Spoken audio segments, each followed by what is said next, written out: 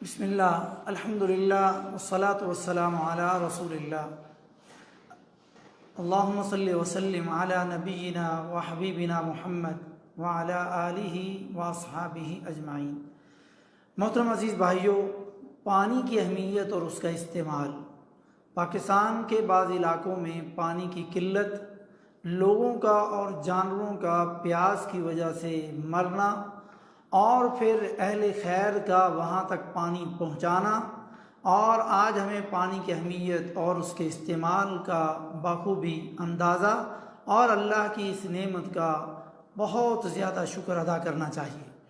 اللہ تعالیٰ نے پانی کے ذریعے زندہ چیزوں کو زندگی دی، ان کو پیدا کیا، جیسا کہ اللہ تعالیٰ نے سورۃ الانبیاء کی 30 نمبر آیت میں فرمایا، وَجَعَلْنَا مِنَ الْمَاءِ كُلَّ شَيْءٍ حَيٍّ أَفَلَا يُؤْمِنُونَ، اور ہم نے ہر زندہ چیز کو پانی سے پیدا کیا، کیا یہ لوگ پھر بھی ایمان نہیں لاتے؟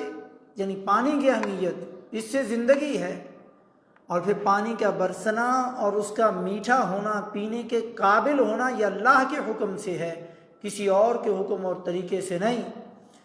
أَفَرَأَيْتُمُ الْمَاءَ الَّذِي تَشْرَبُونَ أَأَنْتُمْ أَنزَلْتُمُوهُ مِنَ الْمُزْنِ أَمْ نَحْنُ الْمُنزِلُونَ لَوْ نَشَاءُ جَعَلْنَاهُ أُجَاجًا فَلَوْلَا تَشْكُرُونَ۔ سورۃ الواقعہ کی یہ 68 آیت میں اللہ تعالیٰ نے کہا، اچھا یہ بتاؤ، جس پانی کو تم پیتے ہو اسے بادلوں سے بھی تم ہی اتارتے ہو یا ہم برسانے والے ہیں؟ اگر ہم چاہیں تو اسے کڑوا یعنی زہر کر دیں، پھر تم ہماری شکر گزاری کیوں نہیں کرتے؟ اور اگر پانی گہرا ہو جائے تو کون ہے جو اسے اوپر لائے؟ سورہ ملک کی آخری آیت میں 30 نمبر آیت میں فرمایا، قُلْ أَرَأَيْتُمْ إِنْ أَصْبَحَ مَاؤُكُمْ غَوْرًا فَمَنْ يَأْتِيكُمْ بِمَاءٍ مَّعِينٍ۔ آپ کہہ دیجئے کہ اچھا یہ بتاؤ، اگر تمہارے پینے کا پانی زمین میں اتر جائے، یعنی اتنا نیچے چلا جائے کہ وہ تم نکال نہ سکو، تو کون ہے جو تمہارے لیے صاف نتھرا ہوا پانی لائے؟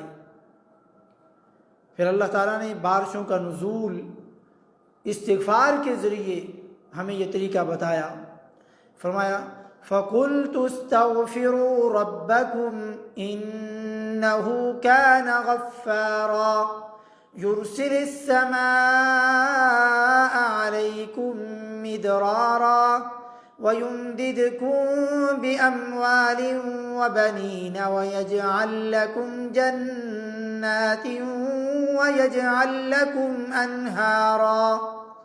سورہ نور کی 10 سے 12 نمبر آیت میں اللہ نے فرمایا کہ میں نے ان سے کہا کہ تم اپنے رب سے استغفار کرو، اپنے رب سے معافی مانگو، اور پھر استغفار کے 5 فائدے ذکر کیے۔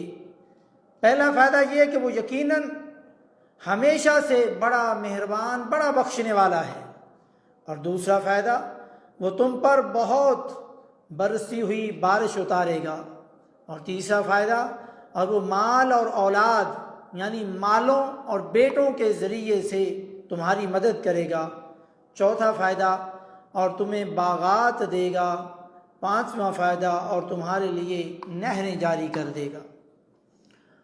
بارشوں کے نہ ہونے کا سبب کیا ہے؟ رسول اللہ صلی اللہ علیہ وآلہ وسلم نے فرمایا، وَلَمْ يَمْنَعُوا زَكَاةَ أَمْوَالِهِمْ إِلَّا مُنِعُوا الْمَطَرَ مِنَ السَّمَاءِ وَلَوْلَا الْبَهَائِمُ لَمْ يُمْطِرُوا، کہ جب وہ اپنے مالوں کی زکوٰۃ دینا بند کر دیتے ہیں تو ان سے آسمان کی بارش روک لی جاتی ہے، اگر جانور نہ ہوں تو انہیں کبھی بارش نہ ملے۔ یہ سنن ابن ماجہ کی 4019 نمبر حدیث، اور حدیث حسن ہے۔ اور پانی کا کنواں خریدتے وقت بخشش اور جنت کا وعدہ، یعنی یہ پانی کی اہمیت اور اس کے استعمال کے بارے میں بات ہو رہی۔ ان رسول اللہ صلی اللہ علیہ وسلم قال من یبتاع بئر رومۃ غفر اللہ لہ فأتیت رسول اللہ صلی اللہ علیہ وسلم فقلت قد ابتعت بئر رومہ قال فاجعلها سقایۃ للمسلمین واجرها لک۔ فرمایا جو شخص روما کا کنواں خرید لے گا، روما مدینہ کی ایک جگہ کا نام ہے، وہاں پر ایک کنواں تھا، اللہ اس کی مغفرت فرما دے گا۔ میں بیر روما خرید کر رسول اللہ صلی اللہ علیہ وسلم کے پاس پہنچا اور آپ صلی اللہ علیہ وسلم نے کہا میں نے بیر روما خرید لیا ہے۔ آپ صلی اللہ علیہ وسلم نے فرمایا اسے مسلمانوں کے پینے کے لیے وقف کر دو، اس کا اجر تمہیں ملے گا۔ یہ سنن نسائی کی 3636 نمبر حدیث ہے اور حدیث صحیح ہے۔ یہ کون تھے بیر روما خریدنے والے؟ مسلمانوں کا بچہ بچہ جانتا ہے، وہ تیسرے خلیفہ عثمان ذو النورین رضی اللہ تعالیٰ عنہ ہیں، نبی کی 2 بیٹیوں کے خامد اور امت کے تیسرے بڑے خلیفہ۔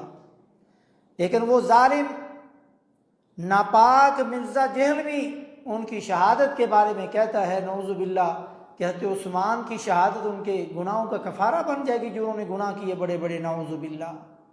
یہ وہ عثمان ہے جس کو یکے بعد دیگرے پیغمبر خدا صلی اللہ علیہ وآلہ وسلم کی زبان سے کئی مرتبہ جنت کی بشارتیں ملی، تو ان کی اس عظیم شہادت والے کارنامے کو ان کے گناہوں کا کفارہ بنا رہا ہے، نعوذ باللہ۔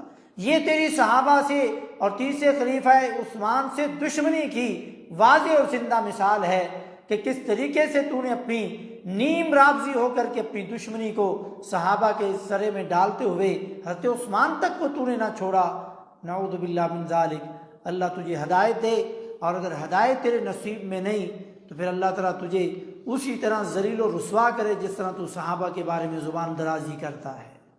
اور ترمذی میں ہے کہ اس سے بہتر جنت میں بخیر لہو منہا فی الجنہ، کہ جنت میں اپنے لیے اس سے بہتر چیز کے عوض یعنی یہ تیرا کنواں ہے۔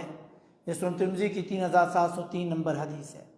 اور قیامت کے دن جس کا سب سے پہلے سوال ہوگا، حضرت ابو ہریرہ رضی اللہ تعالیٰ عنہ سے روایت ہے کہ رسول اللہ صلی اللہ علیہ وسلم نے فرمایا قیامت کے دن سب سے پہلے بندے سے جن 3 نعمتوں کے بارے میں سوال کیا جائے گا وہ یہ ہے، اس سے کہا جائے گا الم نصح لک جسمک ونرویک من الماء البارد، کیا میں نے تمہارے لیے تمہارے جسم کو تندرست ٹھیک ٹھاک نہ رکھا اور تمہیں ٹھنڈا پانی نہ پلاتا رہا؟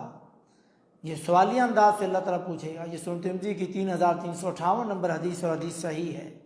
آج یہ پانی کی اہمیت چولستان کے لوگ اور پورا پاکستان اور دنیا دیکھ رہی کہ وہاں پر کس طرح جانور مرے اور انسان بھی کئی مرے اس پیاس کی وجہ سے، پانی نہ ہونے کی وجہ سے، بارشیں نہ ہونے کی وجہ سے۔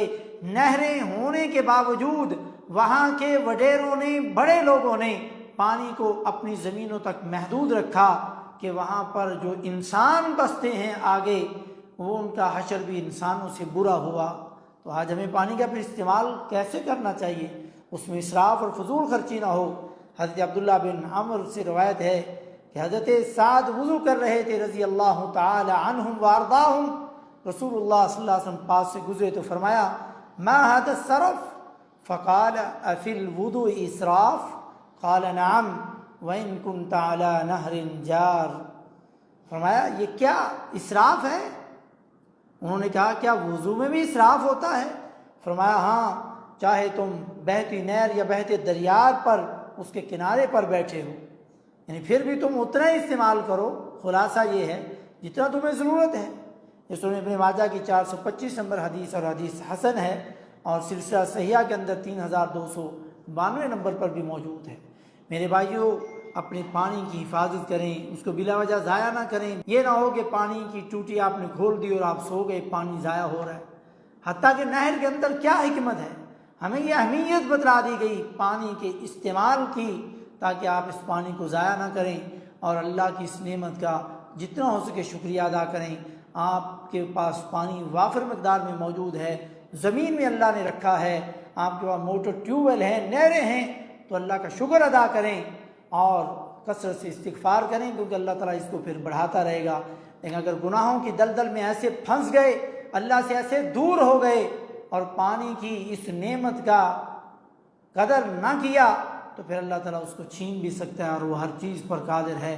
اللہ رب العزت سے دعا، اللہ رب العزت تمام مسلمانوں پر اپنی نعمتوں میں مزید اضافہ فرمائے، ان کے اندر برکت عطا فرمائے، اور پانی جیسی عظیم نعمت کی اہمیت جاننے کی، پہچاننے کی، اور پانی سے بھی زیادہ اللہ کا شکر ادا کرنے کے اللہ تعالیٰ ہمیں توفیق نصیب فرمائے۔ سبحان ربک رب العزت عما یصفون وسلام علی المرسلین والحمد للہ رب العالمین۔